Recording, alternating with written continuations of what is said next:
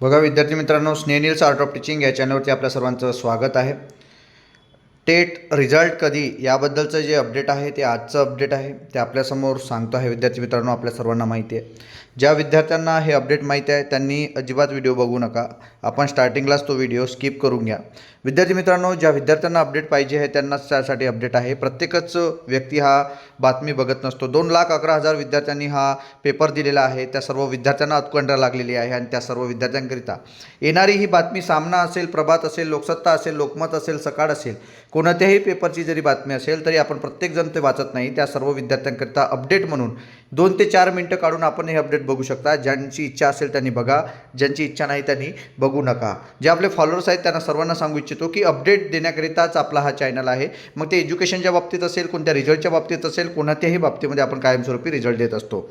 विद्यार्थी मित्रांनो, या ठिकाणी बघा की या बातमीमध्ये टेटच्या रिझल्टच्या संदर्भानं काय दिलेलं आहे ते आपण या ठिकाणी बघणार आहोत. सामना पेपरची ही बातमी आहे आणि या ठिकाणी बघा गुणपत्रका अभावी निकाल रोकडा. पहा, जे काही गुणपत्रक आपल्याला सबमिट करायचे होते त्या पद्धतीचे हे परिपत्रक आहे. दिलेलं परिपत्रक आपल्याला आलं होतं आणि त्या माध्यमातून आपल्या सर्व विद्यार्थ्यांना एक वेब लिंकसुद्धा साईटवरती दिलेली आहे आणि त्या माध्यमातून आपल्याला ते गुणपत्रक आपल्याला अपलोड करायचे आहेत, माहिती टाकायची आहे. बघा, पुणेची बातमी आहे. महाराष्ट्र राज्य परिषदेच्या महाराष्ट्र शिक्षक अभियोगिता आणि बुद्धिमत्ता चाचणी म्हणजे टेट परीक्षेचा निकाल तयार आहे. मात्र शैक्षणिक वर्ष 2024-25मध्ये उत्तीर्ण झालेल्या बी एड उमेदवारांनी अंतिम वर्षाचे गुणपत्रक संबंधित संकेतस्थळावर प्रसिद्ध न केल्याने विद्यार्थ्याचा निकाल राखून ठेवण्यात आला आहे. त्यामुळे उमेदवारांनी दिलेल्या मुदतीमध्ये अंतिम वर्षाचे गुणपत्रक अपलोड करणे आवश्यक आहे. दरम्यान जुलैच्या पहिल्या आठवड्यात निकाल जाहीर करण्याचे नियोजन होते. मात्र बी.एड आणि डी.एडच्या अंतिम वर्षात शिक्षण घेणाऱ्या विद्यार्थ्यांना या परीक्षेसाठी संधी देण्यात आली.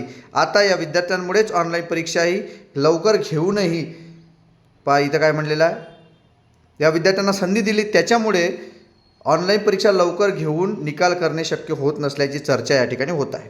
महाराष्ट्र राज्य शिक्षक अभियोगिता आणि बुद्धिमत्ता चाचणी परीक्षा 27 ते 30 मे 2 ते 5 जून या कालावधीत घेण्यात आली.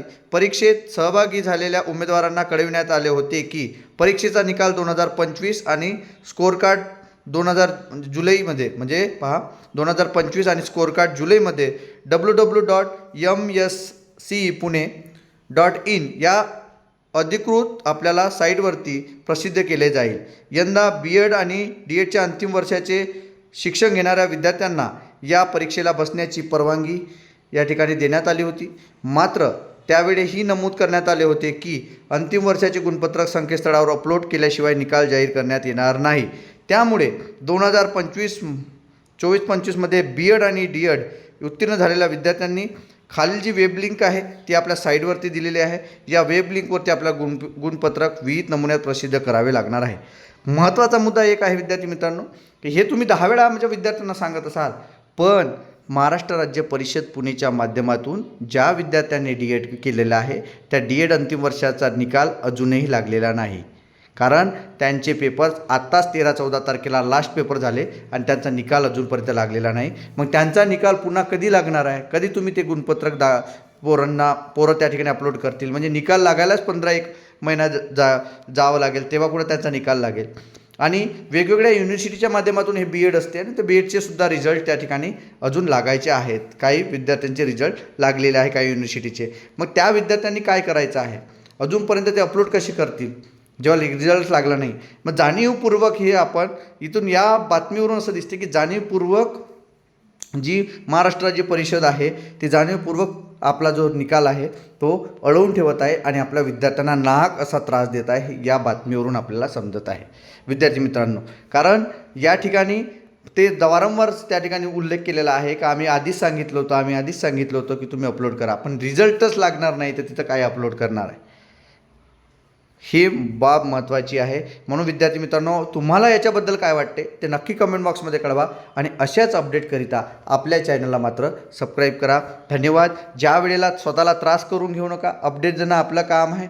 विद्यार्थी मित्रांनो, रिझल्ट ज्या वेळेला लागेल, मी कालच एक व्हिडिओ बनवला की 1 महिना लागू शकते, महिना लागू शकते आणि उद्याही लागू शकते रिझल्ट, परंतु आपण नाक त्रास करून घेऊ नये आणि याकडे लक्ष देऊ नका. आता की हा रिझल्ट कधी लागो, रात्री 12ला लागो 1ला लागो, परंतु यावरती वेळ घालवू नका.